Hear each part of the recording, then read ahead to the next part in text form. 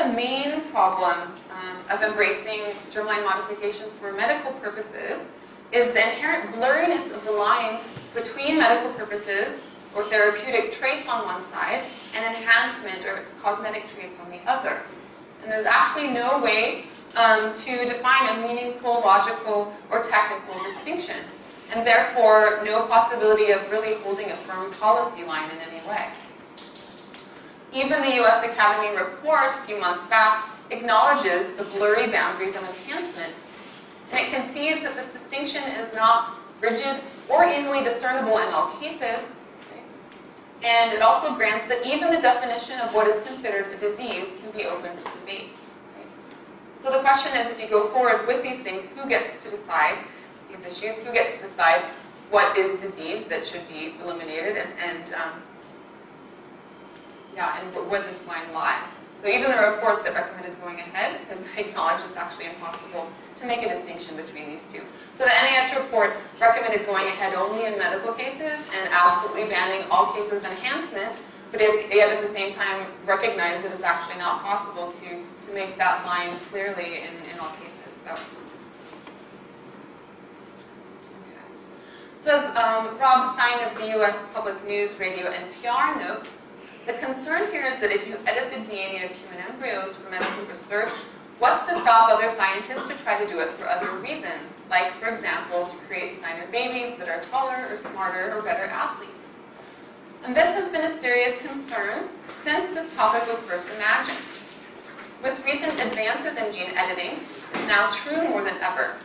The fast-moving, commercially motivated nature of CRISPR technology means that a world where the rich can afford genetic enhancements is an uncomfortably real possibility, right?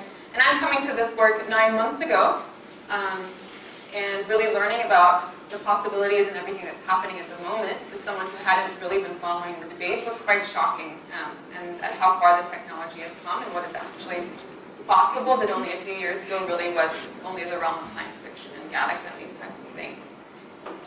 So combined with reporting by the media that most scientists think that editing embryos will probably be a clinical option one day in the IVF clinic, broad societal debate about human gene editing and its implications for the future of humanity is urgently needed. And it's important to stress that allowing germline modification for medical purposes is not a medical benefit.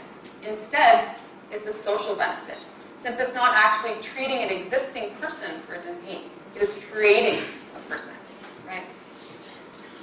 So the social benefit that it actually confers is by allowing couples with severe genetic disease to have a 100% genetically related child, right?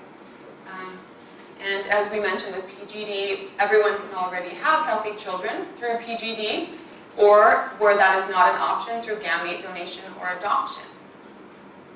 And we realize that for some, of course, having fully genetically related children is really important. But you have to really look at the social benefit of allowing an extremely small number of people to have 100% genetically related children, and weigh that against the severe risks involved, the social risks involved, like potentially renewing eugenics, crafting future generations according to our current values, biologicizing inequality itself, and conferring even greater privilege to those who already have it.